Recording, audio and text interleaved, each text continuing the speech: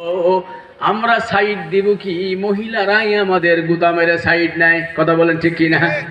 ও আমার যুবতী বোনেরা, আমার ষোড়শী বোনেরা, তোমাদের বলছিলাম, ও আমার রূপসী বোনেরা, তোমাদের বলছিলাম একটু ব্যক্তিত্বের পরিচয় দাও। নবী সাল্লাল্লাহু আলাইহি ওয়াসাল্লাম বলেছেন, আল হায়াউ শুবাতুম মিনাল ঈমান, আল হায়াউ শুবাতুম মিনাল ঈমান। আল্লাহ পাকের নবী ডেকে বলেছেন, লজ্জা শরম নাই যার, ঈমান নাই তার। লজ্জা আছে যার, শরম আছে যার, ঈমান আছে তার। লজ্জা নাই যার, শরম নাই যার, ঈমান নাই তার। আমাদের বর্তমান সমাজের মহিলাদের ভেতরে লজ্জা শরম বলতে কোনো জিনিস, কথা বলেন, আছে নাকি? আগে আরো বেশি ছিল, ইউনূস চাচার আমলে মোটামুটি কমে গেছে। কি বলেন, কমছে না নাই? আগে আমাদের একজন মহিলা ছিল, চোট্টা মহিলা, এমন একজন বাজে মহিলা বাংলাদেশে ছিল, যে মহিলা দীর্ঘদিন আমাদের বাংলাদেশের নেতৃত্ব দিয়েছে, অসংখ্যবার পার্লামেন্টের প্রাইম মিনিস্টার ছিলেন। ওই মহিলা নাম্বার 1 পৃথিবীর জমিনে একজন টাটকা হিংসুক মহিলা ছিলেন। আওয়াজটা জোরে বলেন ঠিক কিনা? একজন বেপরোয়া, অশ্লীল, অসভ্য, নোংরা, নষ্ট মহিলা ছিলেন। আওয়াজটা জোরে বলেন ঠিক কিনা? ওই মহিলার কাছে দেখে দেখে শিখে বাংলাদেশের মহিলাগুলো গ্রাম পর্যায়ে এগুলো বাস্তবায়ন করছে। কেন? ওই মহিলার জীবনে কোনোদিন স্বামীর সেবা করে। মিস্টার ওয়াজেদ আলীর কথা মনে আছে আপনাদের? পরমাণু বিজ্ঞানী না কি বলে? কোনদিন তার ডানে বামে স্বামীর সেবার জন্য সে যায় নাই। স্বামীর তিরস্কার নিয়েছে, আর এই বলবার তিরস্কার নিয়েছে, এদেশের মানুষের অপমান সহ্য করেছে। এদেশের সবচাইতে শেখ হাসিনা, বিগত প্রধানমন্ত্রী, সবচাইতে যে অন্যায় বেশি করেছে, বাংলাদেশের জমিনে অসংখ্য আলেমকে হত্যা করেছে। আওয়াজটা জোরে বলুন ঠিক কিনা?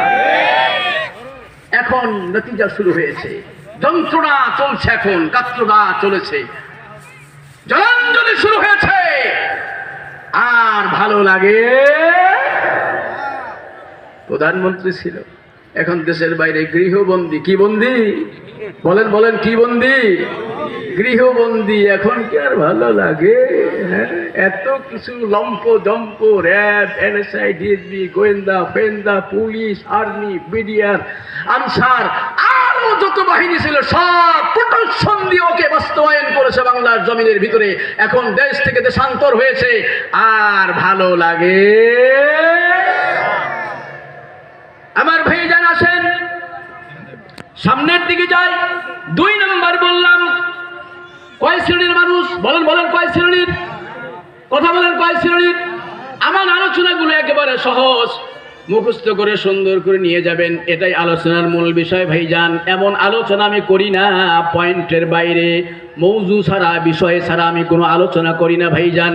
3 নম্বর, নবী সাল্লাল্লাহু আলাইহি ওয়াসাল্লাম বলেছেন, ওয়ারাজুলুন কলবুহু মুআল্লাকুম ফিল মাসাজিদ, আও কামা ক্বালান নবী সাল্লাল্লাহু আলাইহি ওয়াসাল্লাম। 4 নম্বর, 3 নম্বর আল্লাহ পাকের নবী বলেছেন, ওয়ারাজুলুন কলবুহু মুআল্লাকুম ফিল মাসাজিদ। ওই পুরুষ, ওই যুবক, ওই মানুষেরা, ওই পুরুষেরা, আরজুলুন কলবুহু মুআল্লাকুম ফিল মাসাজিদ, যাদের অন্তঃকরণের সাথে মসজিদের আওয়াজ লটকিয়ে থাকে। চিৎকার দিয়ে বলেন আল্লাহু আকবার। কেন বলেন না আল্লাহু আকবার? এটা কেমন? সমাজের ভিতরে এমন অনেক মুসল্লি দেখবেন, ডানে বামে, শহর বন্দরে, বিভিন্ন জায়গায়, গ্রাম তৃণমূল পর্যায়ে বিভিন্ন জায়গায় দেখবেন কিছু মুসল্লি আছে, ফজরের নামাজ যখন জামাতে পড়ে সাথে একটা ঘড়ি রাখে, এই পকেটের ভিতরে একটা ঘড়ি রাখে। ওই ব্যক্তি যতই ব্যস্ত থাকুক না কেন, যতই ঝামেলায় থাকুক না কেন, যত কাজের ভিতরে, যত কাজের নেতৃত্ব দেখ না কেন, জোহরের আজানের জন্য অপেক্ষায় থাকে, কখন মসজিদে জোহরের আজান দিবে। আল্লাহু আকবার, আল্লাহু আকবার, আল্লাহু আকবার, আল্লাহু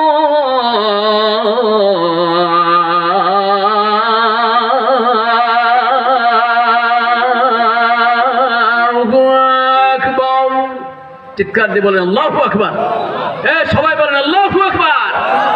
জোহরের আযানের জন্য বিজি থাকে, আবার জোহরের নামাজ যখন আদায় হয়ে গেল, আসরের নামাজ কখন হবে, কটায় হবে, কোন সময় হবে, যত ব্যস্ততা থাক না কেন আসরের নামাজের জন্য ব্যস্ত হয়ে যায়।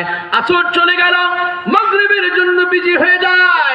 মাগরিবেতে মসজিদের মাইক থেকে কখন আওয়াজ দিবে, আজানের ধ্বনি চলে আসবে, সাথে সাথে সব কার্যক্রমগুলো বন্ধ করে দিয়ে আল্লাহর বান্দা মসজিদের দিকে চলে যায়। আবার মাগরিব হয়ে গেল, এশার নামাজের আজান যখন হয়ে যায়, আজানের সাথে সাথে আল্লাহর বান্দা সব কাজগুলো ফেলে রেখে, সব কাজগুলো বাইরে রেখে নামাজের জন্য রেডি হয়ে যায়।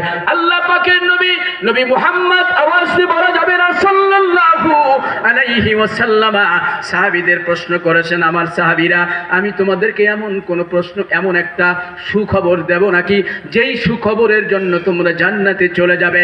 সাহাবীরা বলেছেন ইয়া রাসূলুল্লাহ, ইয়া হাবিবাল্লাহ সাল্লাল্লাহু আলাইহি ওয়াসাল্লাম, অবশ্যই দিবেন। মনোযোগ দেন ভাইজান, হাদিসের বর্ণনা বলছি, সময়ের জন্য আমি হাদিস তেলাওয়াত করছি না। আল্লাহ পাকের পয়গম্বর বলেছেন আমি কি তোমাদেরকে জান্নাতে যাওয়ার সুসংবাদ দেব নাকি? সাহাবায়ে কেরাম বলেছেন অবশ্যই আল্লাহর নবী জান্নাতে যাওয়ার সুসংবাদ দিবেন। আল্লাহ পাকের নবী বলেছেন এক নামাজ থেকে অন্য নামাজ পর্যন্ত যারা এক নামাজ থেকে অন্য নামাজের অনুকরণ করবে, মানে তাকবীরুল্লাহর সাথে নামাজ পড়বে, এইভাবে পাঞ্জেগানা নামাজগুলো আদায় করবে, মরণের সাথে সাথে আল্লাহ তাআলা তাকে জান্নাতের খবর দিয়েছেন। জোরে বলা যাবে না সুবহানাল্লাহ। আমার ভাইজান, শুধু মসজিদ বানালে হবে না। বর্তমানে আমাদের বাংলাদেশে মসজিদ কম না বেশি? কি বলেন? আরে মসজিদের বুঝি চর পড়ে গেছে বাংলাদেশে। কি পড়ছে? চর পড়ে গেছে মসজিদ বানালে শুধু হবে না,